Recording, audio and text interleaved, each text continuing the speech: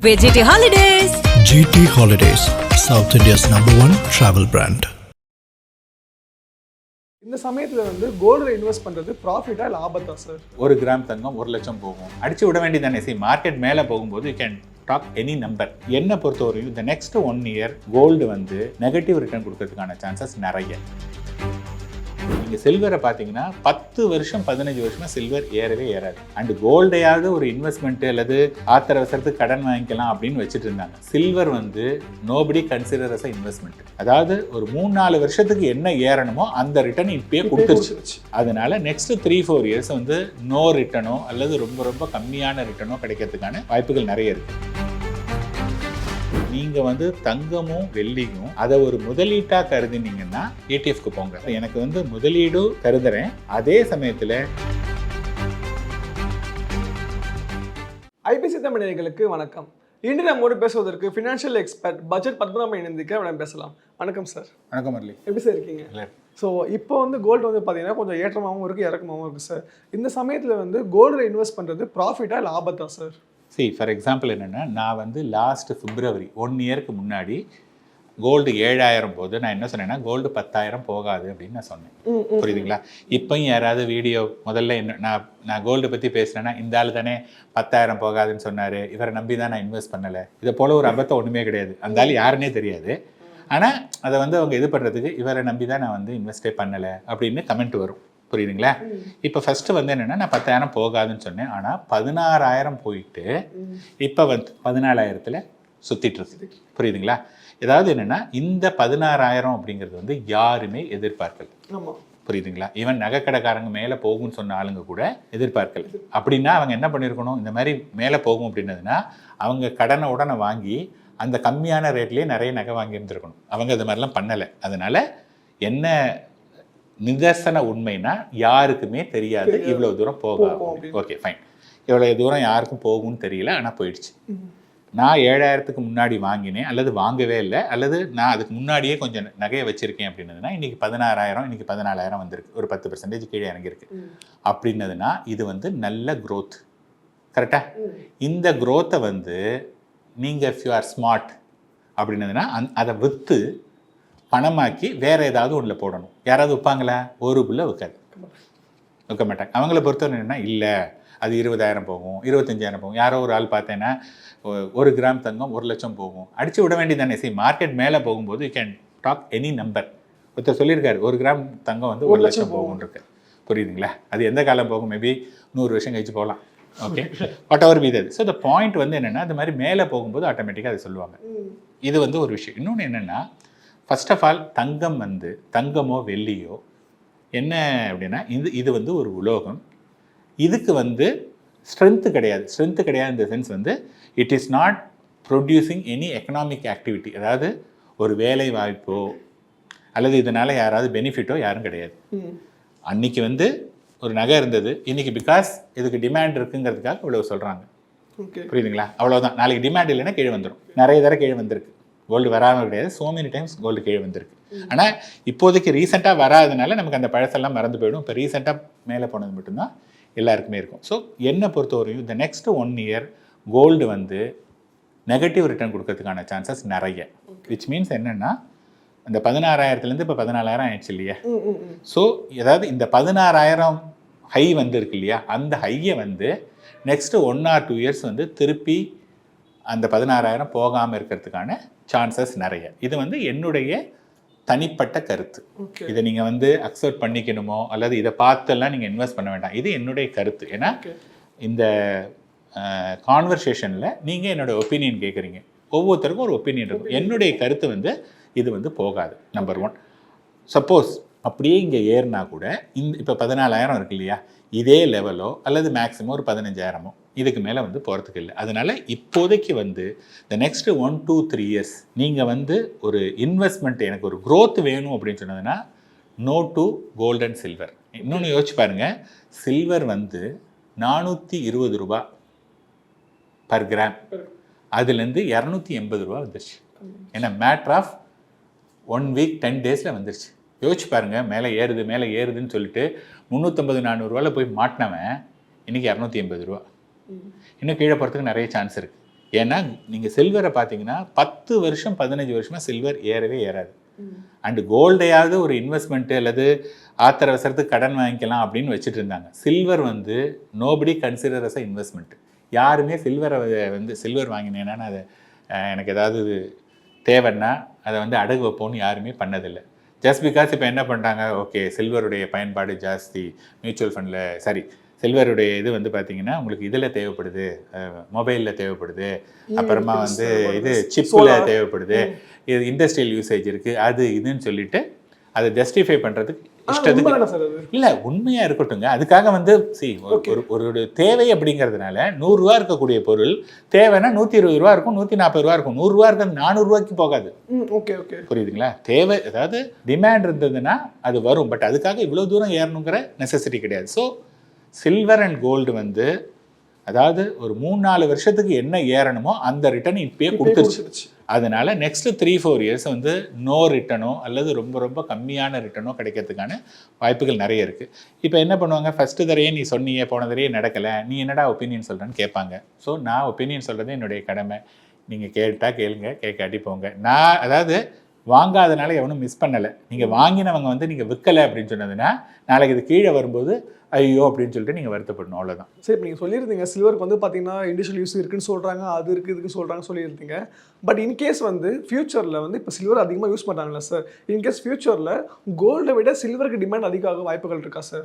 இல்லைங்க, அதாவது கோல்டுடைய டிமாண்ட் வேறு, சில்வருடைய டிமாண்ட் வேறு. அதாவது கோல்டு வந்து பார்த்தீங்கன்னா இந்தியாவில் மட்டும்தான் வந்து அது ஒரு காண கிடைக்காத ஒன்று அப்படின்னு சொல்லிட்டு எல்லாத்தையும் வாங்கி வாங்கி ப்ரொசஸ் பண்ணிக்கிறாங்க. அது வந்து இட்ஸ் அ டெட் இன்வெஸ்ட்மெண்ட்டு. வீட்டில் கிடைக்காதனால ஒரு பிரயோஜனம் கிடையாது. புரியுதுங்களா? அது ஏதாவது ஆக்டிவிட்டி பண்ணுதா? எல்லாம் இது வந்து இதோடைய வேல்யூ நாளைக்கு இன்க்ரீஸ் ஆகும், அல்லது வந்து பார்த்திங்கன்னா அதிகமாக பூமியில் வந்து தங்கம் கிடையாது அப்படின்னு ப்ரொடெக்ட் பண்ணிக்கணுன்ட்டு அங்கே இருக்கிறது ஒன்றா உங்கள் வீட்டில் தூங்குது அல்லது லாக்கரில் தூங்குது. அதனால் பைசா பிரயோஜனம் கிடையாது. இதுதான் வந்து கோல்டுடைய இது. அதே சமயத்தில் கோல்டில் இன்னொரு இது வந்து என்னென்னா, அந்த கோல்டாக இருந்ததுன்னா எந்த கண்ட்ரியில் வேணாலும் அந்த கோல்டை விற்றுக்கலாம் அப்படிங்கிறதுனால அதுக்கு வந்து வேல்யூ இருக்குது. அப்படிங்கிறதுனால தான் கோல்டு எவ்வளோ தூரம் இருக்குது. சில்வரை பொறுத்தவரையும் அந்த மாதிரியான விஷயம் கிடையாது. சில்வரை பொறுத்தவரையும் என்னென்னா ஒன்லி யூசேஜ். கோல்டுடைய யூசேஜ் கம்மி. புரியுதுங்களா? கோல்டுடைய யூசேஜ் கம்மின்னா என்னென்னா, ஒன்றா யாராவது ஒரு அது என்ன வேர் பண்ணிக்கிற ஒரு ஐட்டமாக இல்லையா? அப்போ கோல்டுனா இருக்கக்கூடிய இன்றைக்கி 100 டன் கோல்டு இருக்குன்னா 100 டன் கோல்டும் ஒன்றா மனுஷங்களுடைய உடம்புல இருக்கணும், கரெக்டாக? அல்லது ஏதாவது ஒரு அலங்கார பொருள்லையோ ஏதாவது ஒரு இடத்துல இருக்கணும். அப்படி இருந்தால் தான் அது பேர் யூசபிள் அப்படின்னு சொல்லலாம். இன்றைக்கி அந்த மாதிரி இல்லை. அந்த இதில் இருக்கிறது ஒரு 25-30% இருக்க வழியே பாக்கி எல்லாம் அவங்கவுங்க வீட்டு பீரோவில் தூங்கிட்டு இருக்கு, அல்லது லாக்கரில் தூங்குது, அல்லது கவர்மெண்ட் வந்து வாங்கி ப்ரொடெக்ட் பண்ணி வச்சுருக்காங்க. அதனால எந்த பிரயோஜனமும் கிடையாது. when it comes to சில்வரை பொறுத்தவரையும் பார்த்தீங்கன்னா சில்வருக்கு வந்து இண்டஸ்ட்ரியல் யூசேஜ் இருக்குது. அதாவது என்னென்னா நிறைய விஷயங்களுக்கு வந்து அது வந்து பயன்படுது. ஸோ எந்த ஒரு விஷயம் வந்து பயன்பாடு அதிகமாக இருக்குது அப்படின்னு சொன்னதாக இருந்ததுன்னா அதுக்கான க்ரோத் வந்து இருக்கிறதுக்கான சான்சஸ் நிறைய இருக்குது. புரியுதுங்களா? ஸோ நான் எப்படி பார்க்குறேன்னா கோல்டு வெர்சஸ் சில்வர் அப்படின்னு சொன்னதாக இருந்ததுன்னா பயன்பாடு ரிலேட்டடாக வந்து பார்த்திங்கன்னா சில்வர் வந்து நெக்ஸ்ட் 5-10 இயர்ஸில் கோல்டை விட கொடுக்கறதுக்கான சான்சஸ் நிறைய இருக்குது. ஆனால் நெக்ஸ்ட் 5-10 இயர்ஸில் நிறைய வார் வருது, அல்லது ஏதாவது ஜியோ பாலிட்டிக்ஸ் அப்படிங்கிறாங்க, இந்த மாதிரி நிறைய விஷயங்கள் நடக்கும்போது டக்குன்னு ஏதாவது ஒன்று வந்ததுன்னா சடனாக கோல்டு வந்து இன்க்ரீஸ் ஆகிற இது இருக்குது. பட் ஆஸ் சச் வந்து பார்த்தோம் அப்படின்னதுன்னா எந்த ஒன்றுமே வந்து யூஸை வச்சு தான் நம்ம இது பண்ணணும். ஜஸ்ட் பிகாஸ் சப்ளை அண்ட் டிமாண்டை வச்சு பார்த்தீங்கன்னா அது ரொம்ப நாள் இருக்காது. ஸோ என்னுடைய வியூ வந்து பார்த்தீங்கன்னா நெக்ஸ்ட் 5-10 இயர்ஸில் high probability for silver to get more return than gold. சரி, இப்போ கோல்டோ சில்வரோ நகையை வாங்குறோம், அடகு வைக்கும்போது பார்த்தீங்கன்னா கம்மியாக செலவாகும், ஓகேங்களா? இதே மக்கள் என்ன நினச்சிக்கிறாங்கன்னா ETF இன்வெஸ்ட் பண்ணுறாங்க சார். ETF இன்வெஸ்ட் பண்ணுறது சேஃபா சார்? சரி, இதான் சொன்னேன் இல்லையா, ETFங்கிறது என்ன, எக்ஸ்சேஞ்ச் ட்ரேடட் ஃபண்டுன்னு பேர். அதாவது நான் போய் ஒரு சில்வரையோ கோல்டையோ அந்த ஒரு கடையில் போய் வாங்கி அதை பத்திரப்படுத்தி, அல்லது அது வாங்கும்போது ஒரு ஜிஎஸ்டி அல்லது சில டேக்ஸ் இதெல்லாம் இருக்குது, புரியுதுங்களா? இதெல்லாம் வாங்கி பண்ணுறேன். அது எப்போ பண்ணணும் அப்படின்னதுன்னா அதை நான் உபயோகப்படுத்துகிறேன் அப்படின்னதுன்னா ஃபிசிக்கலாக வாங்கலாம். நான் வந்து அந்த கோல்டோ சில்வரோ வாங்கிறது வந்து நாட் ஃபார் உபயோகம். நான் வந்து அது ஒரு இன்வெஸ்ட்மெண்ட்டு, அது ஒரு முதலீடாக கருதுறேன் அப்படின்னு சொன்னதாக இருந்ததுன்னா ETF. ஏன்னா ETF பொறுத்தவரையும் பார்த்தீங்க அப்படின்னு சொன்னதாக இருந்ததுன்னா அது வந்து டிஜிட்டலில் இருக்கிறதுனால உங்களுக்கு செலவு அதிகம் கிடையாது. ரெண்டாவது கிளிக் ஆஃப் த பட்டனில் நீங்கள் உடனே விற்றுடலாம். போய் அங்கே கடைக்கு போய் இங்கே போய் விற்கணுங்கிற அவசியம் கிடையாது. ஸோ நான் இப்படி சொல்கிறேன், அதாவது நீங்கள் வந்து தங்கமும் வெள்ளியும் அதை ஒரு முதலீட்டாக கருதினீங்கன்னா ETFக்கு போங்க. ஓகே சார், எனக்கு வந்து முதலீடு கருதுகிறேன், அதே சமயத்தில் எங்கள் வீட்டில் கொஞ்சம் கூட தங்கமே இல்லை சார், இந்த தங்கத்தை வந்து என்னோடய ஒய்ஃபோ அல்லது எங்கள் அம்மாவோ அல்லது என் தங்கையோ அதை வேர் பண்ணிப்பாங்க, அல்லது எங்கள் வீட்டில் கொஞ்சம் வெள்ளி பாத்திரங்கள்லாம் நாங்கள் பழக்கத்துக்கு வேணும், அதுக்காக கொஞ்சம் வாங்குகிறேன் அப்படின்னு இருந்ததுன்னா you go to physical silver and gold. Otherwise investment மட்டும்னா you go to ETF. Sir இப்போ இன்வெஸ்ட்மெண்ட் மட்டும்னா நம்ம காப்பரை கூட எடுத்துக்கலாமா சார்? இல்லை, காப்பரில் வந்து இப்போ காப்பரை பொறுத்தவரையும் பார்த்தீங்க அப்படின்னதுன்னா காப்பர் எப்படி வாங்குவீங்க? காப்பர் வந்து இன்றைக்கி வந்து அதாவது MCX இருக்குது, மல்டி கமாடிட்டி எக்ஸ்சேஞ்ச், அதில் வந்து நீங்கள் பார்த்தீங்கன்னா அது ட்ரேடிங்கில் தான் இருக்கே ஒழிய அதை வந்து நீங்கள் வாங்குறதுக்கான ஒரு விஷயம் கிடையாது. அல்லது காப்பர், இப்போ இந்துஸ்தான் காப்பர்னு ஒரு கம்பெனி இருக்குது, அவங்க வந்து பார்த்தீங்கன்னா லிஸ்டட் கம்பெனி. ஸோ காப்பர் ரிலேட்டடாக இருக்கக்கூடிய கம்பெனியை ஸ்டாக்கை வாங்கணும். இப்போதைக்கு ஆஸ் சச் வந்து காப்பர் ETF அப்படிங்கிறதெல்லாம் இல்லை. புரியுதுங்களா? மேபி ஃப்யூச்சரில் வருமானா கண்டிப்பாக வரலாம். இன்றைக்கி அந்த மாதிரியான விஷயங்கள் இல்லை. இப்போ என்ன சொன்னாங்க, கோல்டு முடிஞ்சிச்சு, சில்வர் முடிஞ்சிச்சா, அடுத்து இப்போ என்ன சொல்கிறாங்க, காப்பர், அப்புறம் யுரேனியம்.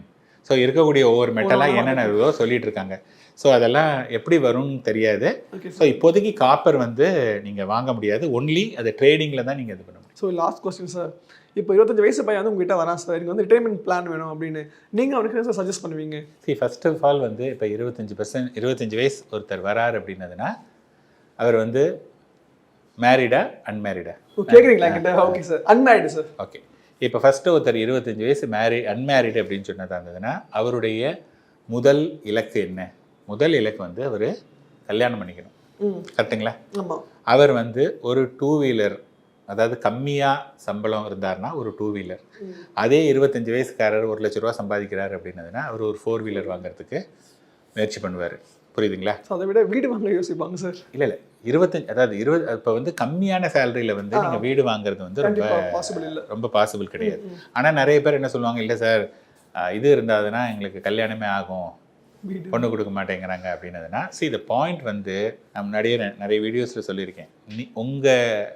உங்களை கல்யாணம் பண்ணிக்கக்கூடிய அந்த பொண்ணுடைய வீடோ, அவங்க வந்து உங்களுக்கு வீடு இருந்தால் தான் நான் வந்து என் பொண்ணை கொடுப்பேன் அப்படின்னு சொன்னாங்கன்னா, இன்ஃபேக்ட் நீ என்னால கூட அது ஒரு லேடி சொன்னாங்க.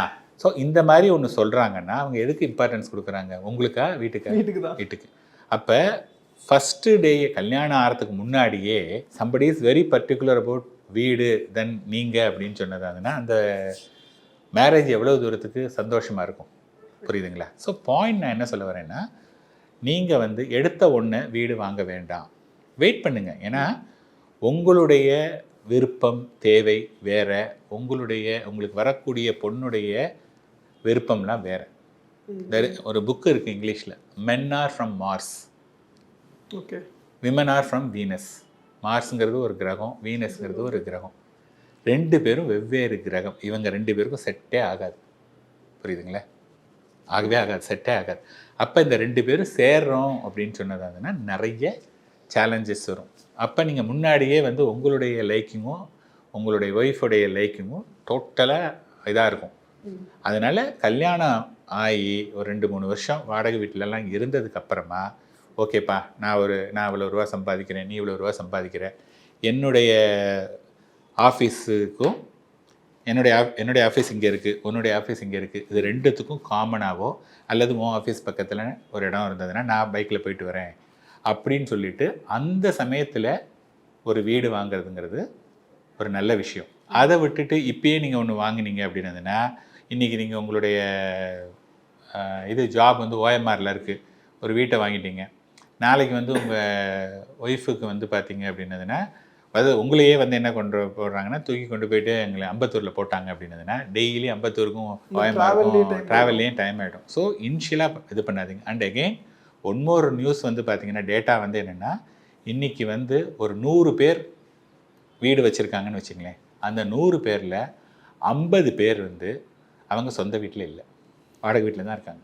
என்ன ரீசன் அப்படின்னதுன்னா, ஒன்று அவங்க வாங்கின வீடு வந்து அவங்களுக்கு சின்னதாக இருக்குது, பத்தலை, அல்லது அவங்களுடைய வாழ்க்கைக்கு வந்து கம்ஃபர்டபுளாக இல்லை. குழந்தையுடைய ஸ்கூல் எஜுகேஷனோ இல்லது ஆஃபீஸுக்கு கம்யூட் பண்ணுறதோ நிறைய டிஸ்அட்வான்டேஜ் இருக்குது. அதுக்கு பெட்டர் அது மாட்டுக்கு இருந்துட்டு போகுது, நான் இந்த இடத்துல இருக்கேன் அப்படிங்கிற ஆளுங்க தான் நிறைய. அப்போ என்னத்துக்காக நீங்கள் வந்து வீட்டை வாங்கி அதில் நீங்கள் பயன்படாமல் யாரோ ஒருத்தருக்கு வந்து சப்சிடைஸ்டு ரெண்ட்டு கொடுக்கறதுக்கு பதிலாக நீங்கள் வந்து வேலை பார்த்து 25 வயசு அதா ஒரு 10 வருஷம் 10 இயர்ஸில் வந்து உங்களுக்கு தெரிஞ்சிடும், ஓகே நான் இந்த இண்டஸ்ட்ரியில் தான் இருக்க போகிறேன், இந்த ஏரியா எனக்கு பிடிச்சிருக்கு, சென்னையில் வசிக்க போகிறேன்னா, பெங்களூரில் வசிக்க போகிறேன்னா, மும்பையில் வசிக்க போகிறேன்னா அப்படின்னு பார்த்துட்டு அதுக்கப்புறமா வீடு வாங்கிறதுக்கான பணமும் இஎம்ஐ கட்டுறதுக்கான தெம்பும் இருந்ததுன்னா வாங்கலாம். அதர்வைஸ் வீடு வாங்கணுங்கிற நெசசிட்டியே கிடையாது. ஓகே, ஸோ நிறைய விஷயங்களுக்காக பகிர்ந்துக்கிட்டீங்க. உங்கள் நேரத்தை எங்களுக்காக செலவிட்டதுக்கு மிக்க நன்றி சார். நன்றி. GT Holidays, South India's #1 travel brand.